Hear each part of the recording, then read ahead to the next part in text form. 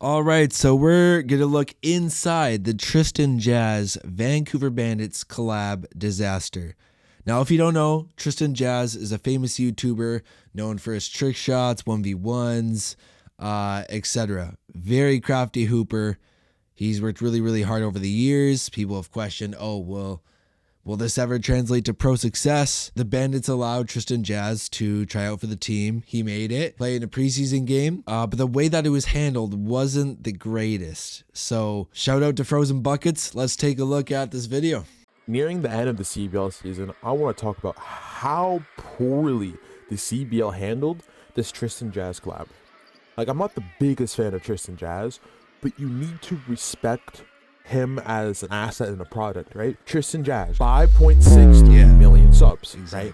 That is huge. So why aren't you playing him? He doesn't have skills. Yeah, we already know that. But this isn't your first time having a person who's a celebrity to come play in the league. This is probably going to be a model for you to have to bring in fans.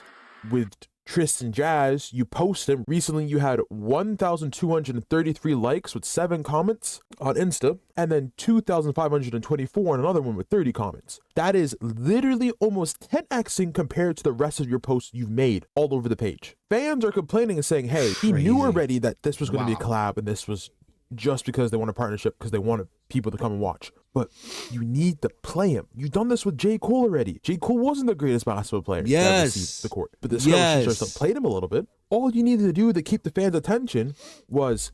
Okay, I'm going to share an unbiased perspective on this. My take is, I'm kind of on both sides where, as a sports fan, it becomes really, really, really annoying when it becomes just a business. When... For an example, the refs are either betting on games or you're not playing a specific player that works really hard but doesn't have the specific niche talent that you want for this specific play. I miss the times when you play extremely well and actually get rewarded for it. If you play well, better than other players, and you work for that. Pretty simple, right? Usually you would get rewarded with moving up the depth chart or either starting. For an example, one time in grade 10, it was the first basketball game of the season, and I absolutely busted my butt that off season, worked really hard, and I come out, get player of the game, got 5 threes, and I'm like, this is what I've been waiting for. I showed my coaches, don't doubt me ever again. What did they do in the next game? Guess. They gave me less minutes. How does that make sense? Reward your players for working hard and showing out. That's how it should go. It's not that hard to understand, right? It's not just a fluke that they did well. They worked their ass off for this, man. So the business slash, it's not a business in high school basketball, but you get it. That side, I'm not a huge fan of. But also you look at the other side of it when, the Bandits, obviously there's pro basketball players who've worked really, really hard for this. Tristan Jass has also done that, and he doesn't have any college or T-Jass played like organized official basketball, I think, like other than pickups and Creator League Cups or whatever, is high school basketball. So there's that side of it too, but you have to respect a guy who brings attention to your program. Don't just use him for clout. Obviously, he's very talented at basketball, and he showed that too. So that's the whole other element. When you also show that you can play at the level that they're asking, reward him for that. Play him more, even if he's coming off the bench a couple minutes per game. Pretty simple. What to do to keep the fans' attention was give the guy a jersey, let him play 3 minutes a game, and come off the bench. The Vancouver Bandits weren't a bad team where they were fighting for a championship spot. 17-5 currently, 2 wins ahead of the Calgary Surge, who's sitting in second. You have 3 games left in the season. This is the chance for you to pull him off the bench, put him on against some really bad teams that you still have any left on your schedule. You're versing the 11-11 shooting stars. That's a perfect matchup right there to play against. You put him in, and the end of the second, going the halftime, you put him at the end of the fourth. Make sure you have a nice, decent lead. You can come in, make him score a basket or something. That's so simple to do. And the other one you have is the Blackjacks, who are 10-11. Again, same thing. You already know. hey, he's going to be a liability scoring wise. He's going to be a liability defense wise. He's never played pro. He hasn't played high school. He hasn't played college. He can do pretty well one-on-one. You already knew that he's going to bring fans in because you already did an exhibition match. So yeah, he had an injury earlier in the season. Sure, I understand that. But you should have been looking at your schedule and saying, hey, when do I verse teams I know I could beat by 20 points? Like the Rattlers on Friday, July 18th. On the 18th, you beat them 100-79.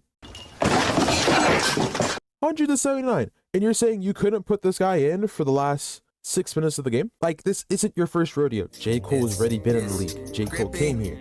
J. Cole's made the Scarborough Shooting Stars a popular team. And instead of doing anything with this nice, not impressions, but his impressions of viewers, you kind of just let it rot. Even got him and Kyrie Irving to talk about it on a podcast. So I got a shout out to the Vancouver Bandits, man. You think you could set up something, a meeting with them 1 week? You're letting it all rot. Like, there's another YouTuber, mid-range. This guy was a professional baller, and he came and he made a video about Tristan Jass. You know what the video about Tristan Jass did? 105K views. On his secondary channel, another one, 12K views. Like people want to hear about him playing. He has 3 videos on this channel. $1 million on one. He has 341K on another one and 601K on the next. He also has 269 on the first one, announcing that he's signing a pro contract. But these videos are so backwards. It's like his new video really says, "My first pro basketball game." That's clickbait. I'll tell you why it's clickbait. Because that video, people are probably thinking, "Oh my God, he finally played a game." No. That's the preseason game he played all the way back when the season started.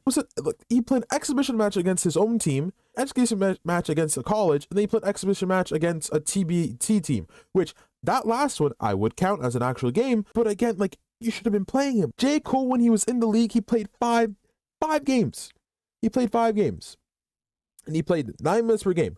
And he averaged 2 points per game. All you needed to do was take Tristan Jass, stick him in the corner. He catches the ball, he throws it up, open 3. That's it. He hits that 1-3. You post on social media. Boom. There's your views for the week. There's your views for the month. You do that 4 times through their whole season. You keep the views up, and more people keep on tuning in. You played him in some games, and his jersey sells, and you get more money that way. You added this guy. He probably gave you an insane boost to followers on all social media platforms. People are still asking on like the Reddit. The Reddit's not even big, but people are still asking, where's Tristan Jass this? Where's Tristan Jass that? Is he ever going to play the game? Oh, he's not going to play a game because it's all media stunt. He was injured this, he was injured that. Like, he's supposed to be on a pro team, but he's out doing a 3-point half-court contest with Mr. Beast and Giannis. There was literally no point of having this guy on here. He's not helping to bring in more viewers because the people are coming, then leaving. Like, I'm going to say right now, I don't think a single person from Tristan Jass is even continuing watching this league. There's almost 1 million people you probably could pull from using Tristan Jass' name. I would think probably like 10 That's a hot take, are gonna stay and watch your league. Majority of our teams are down in Ontario, and guess how easy is it for the US people to cross the border to go watch a game, especially Niagara Riverlines and Bandits. That's a rivalry from last season because that was the finals matchup. If you showed a video of him suiting up and doing warm-ups and doing layup lines, people would come to see the games. But instead, we're letting this golden egg opportunity just roll away.